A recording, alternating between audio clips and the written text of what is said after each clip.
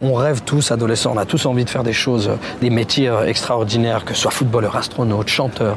Mais ça n'arrive pas comme ça, c'est pas une formation et puis ensuite je m'installe, j'ai un CDI, c'est super, je crée un relationnel et je monte tranquillement vers le haut. Bah pour ça, en fait, il faut y aller, il faut aller le chercher. Il faut accepter l'idée de se dire qu'on saute sans filet. Parce que pour moi, il fallait que je mette tout dedans. C'était ma seule façon de vivre d'une certaine façon et de m'exprimer. Il fallait que je travaille, j'avais pas d'aide particulière, financière, donc il fallait que je fasse 2 boulots en même temps. Il faut une abnégation très très forte et avoir l'envie d'en découdre tout le temps et d'essayer de se dépasser constamment et de vraiment rien lâcher, quoi. Jamais lâcher, ouais. Non. En fait, il ne faut pas s'imaginer une seconde qu'on peut faillir. J'avais une naïveté tellement grande que je ne pouvais pas m'imaginer la difficulté du trajet. Et même quand on me le disait, je me disais non, c'est pas possible. De toute façon, ça se passera comme ça. On y va. On y va? Ouais. Je dois attendre une action ou... Non, on y va direction après. Ok. Bonjour Tahar. Bonjour Augustin.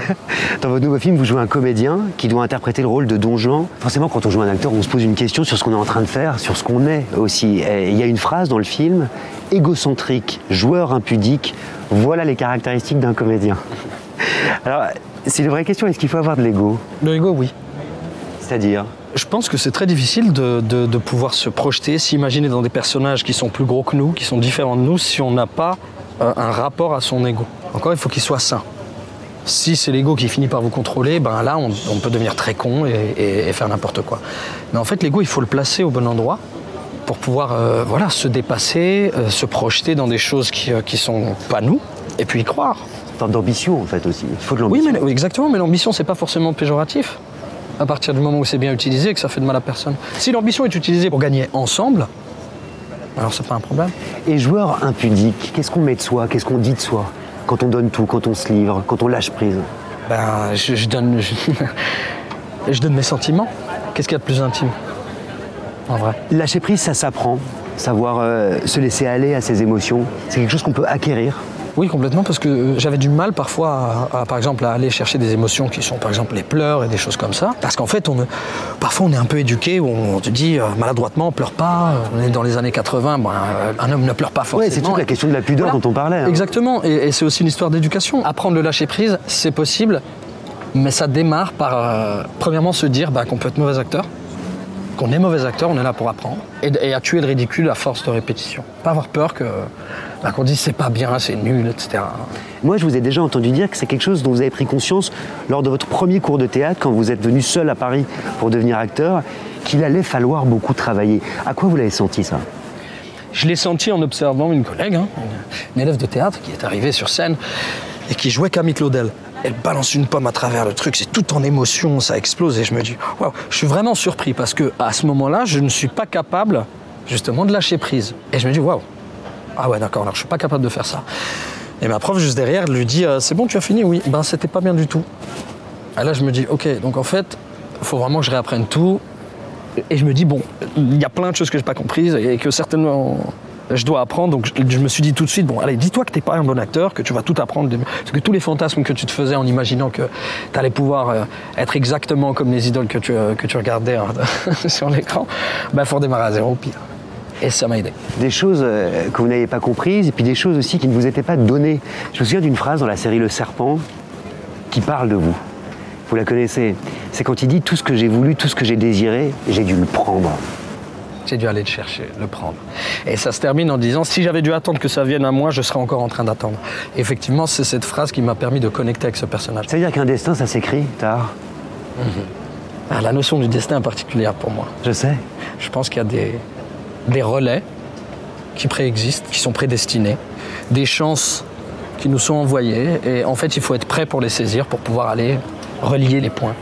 Alors il y a ce premier rôle, justement, si on parle de points, phénoménal, dans Le Prophète de Jacques Audiard, récompensé ici même à Cannes, il y a plusieurs années du Grand Prix du jury qui vous a valu 2 Césars, meilleur espoir, meilleur acteur, c'est inédit. Et il paraît que tout s'est passé dans une voiture avec Jacques Audiard. Qu'est-ce qui s'est passé? Il s'est passé que je tournais La Commune, ça c'était mon premier rôle, de Philippe Tribois. Et aléa de tournage, je rentre plus tôt que prévu. Et Jacques était venu rendre visite à Abdelraouf Dafri, qui avait écrit un prophète. Et on rentre ensemble. Et moi, je sais déjà ce qu'il prépare. Je sais que je veux passer les essais. Parce que vous êtes fan de Jacques Audiard déjà? Oui, parce que bien sûr, absolument. Je découvre Jacques Audiard avec Le Héros très discret. Ouais. Et s'en suivront Sur mes lèvres et De battre, etc. Et donc, ouais, je sais qui c'est, je sais ce qu'il prépare, je suis comme ça, j'ai juste envie de lui dire « moi ».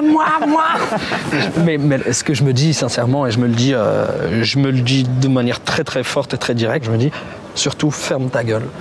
Ferme-la, ça sert à rien de parler. Il faut bien que vous lui ayez fait passer quelque chose pour qu'il vous choisisse, pour qu'il se souvienne. Je sais pas, peut-être c'est ça. Peut-être qu'il s'est dit, lui il me parle pas, il fait bien. J'en sais rien. Vous n'avez pas du tout évoqué?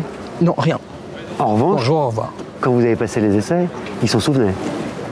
Oui, en fait après il est venu voir La Commune, les 2 premiers épisodes de La Commune. On a un petit peu connecté et c'est là que j'appelle mon agent et je dis, il m'a dit des mots gentils, etc. je pense que je peux passer les essais. Et puis après j'ai été appelé, j'ai passé un essai, 2, 3, 4, 5, 6, 7, 8. À un moment je me disais, mais qu'est-ce qui se passe? C'est ça en fait le cinéma, il faut autant travailler, autant attendre. Qu'est-ce qui vous a appris ce rôle au fond? On m'a appris à démarrer, à me faire confiance. Et c'était une aventure tellement forte et j'avais une maturité telle que j'ai pu comparer ce film au suivant. Et ça m'a permis de comprendre que tous les tournages n'étaient pas les mêmes. Ouais. Que parfois un film peut être touché par la grâce et que l'association d'une équipe fait la force d'un film. Et il vous a ouvert des portes quand même, et notamment les portes du cinéma américain. Je pense récemment à Désigné coupable, dans lequel vous jouiez aux côtés de Jodie Foster. L'Amérique, ça représentait quoi pour le jeune homme que vous étiez avant même de commencer ce métier? Ouais. Parce que vous parliez tout à l'heure des rôles que vous regardiez, des rôles que vous aimiez. Quelque chose me dit que c'était des rôles américains. Absolument. Oui.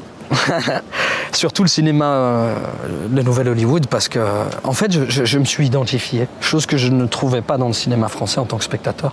Je me retrouvais pas.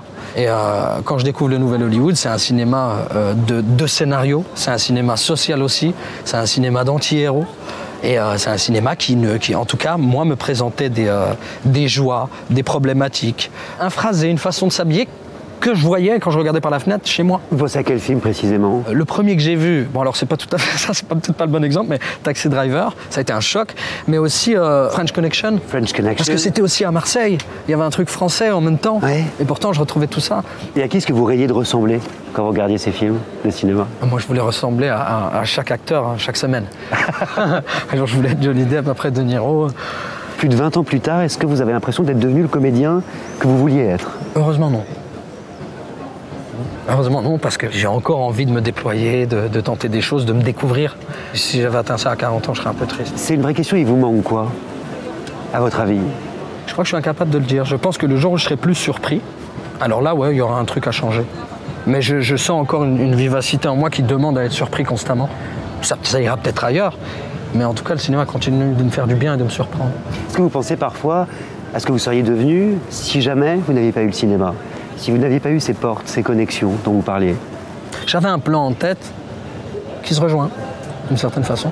Je m'étais dit que si ça prenait pas, j'allais prendre mon sac à dos avec un ami, et il y avait un seul type qui pouvait me suivre sur ce coup-là, Doudem, il se reconnaîtra, où je m'étais dit, je prends mon sac à dos et je pars sur les routes à la rencontre d'une vocation, je trouverais bien quelque chose. Parce que j'étais allé au Brésil, une fois j'avais rencontré un patron d'un étape-hôtel, et il m'a raconté que c'était exactement ce qu'il avait fait. Il était remonté dans toute l'Europe, il était allé ensuite en Asie, remonté par l'Afrique, monté en Amérique du Nord et ensuite descendu. Et il arrive au Brésil au moment où il y a une sorte de ruée vers l'or. On croit toujours que c'est il y a 200 ans, mais il y en a eu une. Et il s'est installé là-bas. Et ça, je me suis dit, bah ouais, c'est un bon plan à faire. Moi, ce qui m'intéresse, c'est que vous dites que ça se rejoint. Ça veut dire qu'en tant que comédien, c'est ce que vous faites aussi. C'est à la fois une ruée vers l'or et un voyage, une tension vers l'ailleurs tout le temps tard. Oui. Un voyage vers les différentes cultures. C'est tellement riche, une culture étrangère. Moi, je pense qu'on est rempli de vases et que ces vases, on peut les remplir des cultures de tout le monde. Que la frontière, c'est juste quelque chose d'invisible qui a été créé par l'homme et finalement, ça nous divise. Et puis, en vérité, plus on additionne ces cultures, plus on devient riche, plus on comprend des choses, et plus on prend de l'expérience. Et tout bêtement, plus c'est agréable et kiffant. Merci, Tahar. Merci à toi.